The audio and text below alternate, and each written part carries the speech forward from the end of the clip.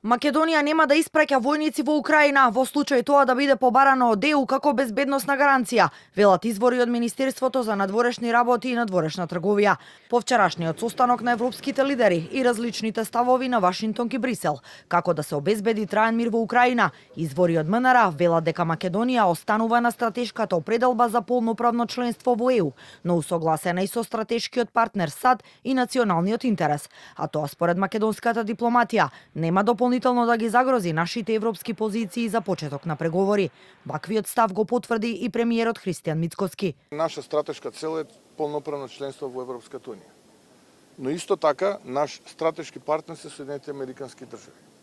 И тука не треба никој да има дилема. Ние како држава треба да се позиционираме заедно со нашиот стратешки партнер. Убедени сме во владата дека тоа е правецот во кој што ние како држава треба да се движиме, дека нашиот став беше исправен, потврдата стигна во гласањето во Советот на безбедност, кој што е како одлука носи конечни одлуки. Ќе можат ли да влијаат Соединетите Американски држави во деблокирање на европскиот процес на Македонија и спорот кој што го имаме со Република Бугарија? Можеби тоа прашање треба ним да им го упатите. За разлика од него, лидерот на СДСМ Венко Филипче смета дека власта направила сериозен преседан со гласањето воздржано за резолуцијата во Обединетите нации.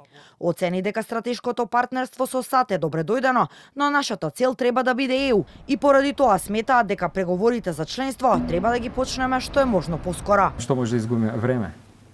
Тоа можеме да изгубиме. Ние седиме, тапкаме во место, младите заменуваат, луѓето не може да врзат крај со крај. Искрено се надевам дека ќе има резултат.